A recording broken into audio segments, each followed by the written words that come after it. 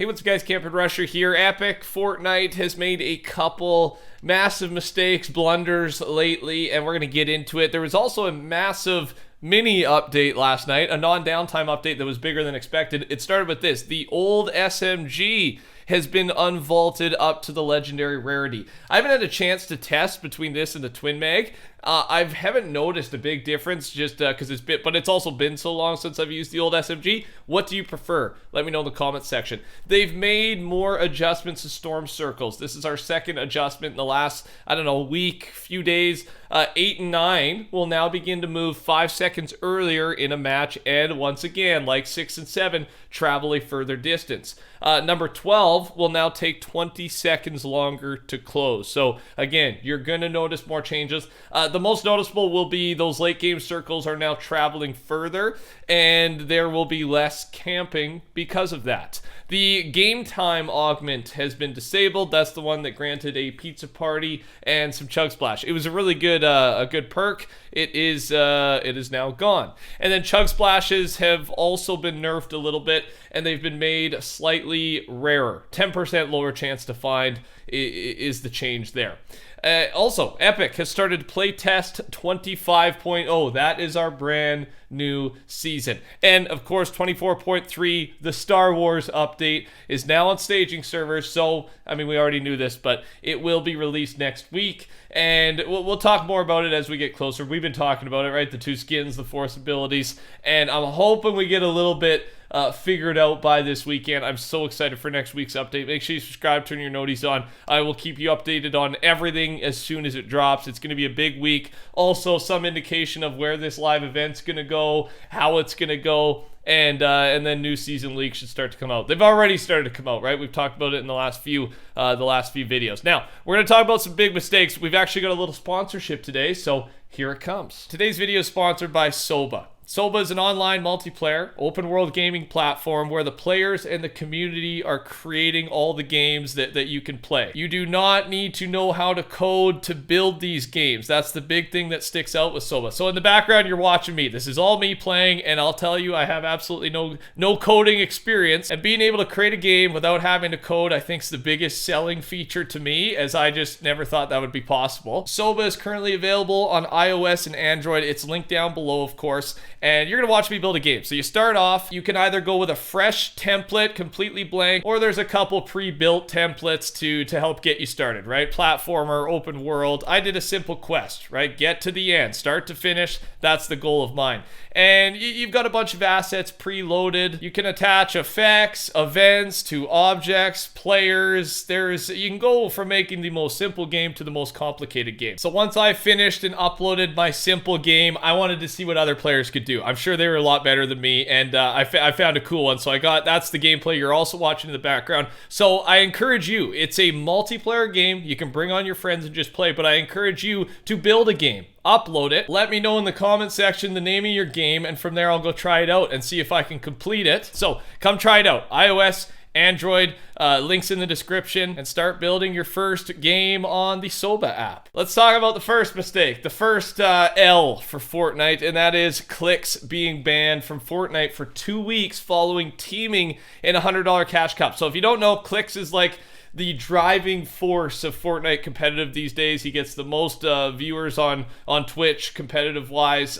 He's a huge personality, whether you like him or not, and he was banned for teaming. But the context of it is, and I'll play the clip without audio, basically he had a stream sniper following him around, griefing his games in a $100 cash cup. He got fed up, he snapped, and he just started like commanding him verbally what to do, right? Give me your mats, this, that. Again, he snapped, but it was because this guy was stream sniping him. Klix admitted that he snapped and he shouldn't have taken the loot, but he did break the rules, right? He took someone else's loot, mats, chug splash was hitting him, and they called this teaming, even though as well that the stream sniping is also illegal, and that's kind of what started from all this. Klix is now being disallowed from this FNCS, the next FNCS, and that kind of kills his competitive drive. I get you got to follow the rules and treat everyone equally, but the gray area is stream sniping equals teaming, right? Why? He didn't choose for this guy to follow him. He did choose to go get the loot. That was the mistake. But in the entire VOD, you can see at first, Clix is trying to avoid him. He's trying to avoid this guy all game, and then in the end, again, he snaps. I want to hear your thoughts on this. Let me know down below. I think he should have less of a punishment. That's my opinion right off the bat. But I know there'll be some out there that disagree with me. So let me know down below. Fortnite Crew Pack from May has been teased in game, and cool looking teaser. We actually already know what the skin looks like because they've teased the next 2 skins. The lady is the one coming in May, and then the other guy should be the one coming in June, I would assume, right? A month after month. It actually connects to this as well because Akko has summed up the Fortnite lore so far as we head into a critical storyline update next week. Okay, so previously on Fortnite lore, Eevee hacked Riftgate's coordinates to bring Peace Syndicate's world onto the island, while Last Reality are plotting yet again. This one's kind of up in the air whether Eevee did the hacking or not, but we're gonna say it anyways. Criminals known as the Unseen are working with the Last Reality to sabotage the Syndicate and start a war between all other syndicates. Thunder and Eevee try to reunite the syndicates to prevent a war and potential Last Reality attack. The Fox Clan and the River Guard manage to get along, and now the Luminaries agree to help Peace Syndicate find their saboteurs. And just so you know, the Unseen, the bad guys in this case, consist of Styx, Dahlia, the new crew pack skin that was teased, Renzo the Destroyer, Highwire, and Triarch Nox, with Nox being a heavily teased member of the Last Reality. So now you're all caught up, and even I am, right? There's so much little things going on, and certain people belong to certain factions, certain syndicates. It's a little hard to keep track of, but we kind of know who the bad guys are, the Unseen. Everyone else is trying to work together, and the Last Reality is coming. The Fortnite crew also gets a new benefit starting, I believe, yes, today, and that is the Rocket Pass. Rocket League Battle Pass.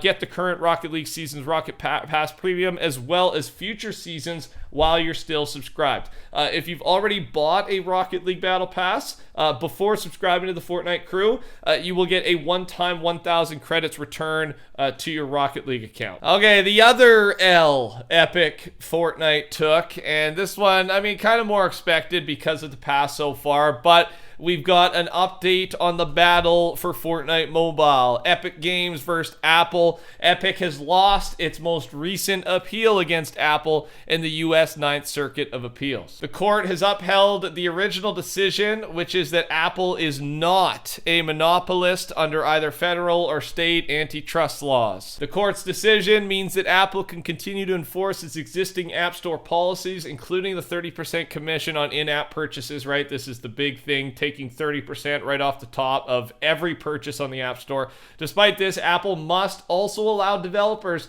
to steer app users to external payment platforms, thus avoiding the 30% cut. This part is a win for Epic, but they'd already kind of won this, allowing apps to steer them off of the App Store to an external website, and then you can pay and dodge the 30% cut. So that is somewhat of a victory, but of course Apple doesn't agree with it, right? They said the first part there was a resounding victory, but they respectfully disagree with the court's ruling on the one remaining claim under state law and are considering further review. So of course they disagree with it because that's kind of a major loss for them. So that's where we're at. And I did mention this as well. Apple will finally allow users, this is kind of separate, to sideload apps onto their devices with iOS 17. This is due to recent EU laws and regulations. In theory, this would allow companies like Epic Games to have their own app store on iOS, which would mean the return of Fortnite to Apple devices. So it's just a case of whether this will be iOS 17, this restriction or allowance for companies to sideload will be for just the EU region locked, or if it'll be worldwide. So that's kind of another avenue we can see mobile return. Thanks for watching. Take care. Talk soon. Touch the like button. Goodbye.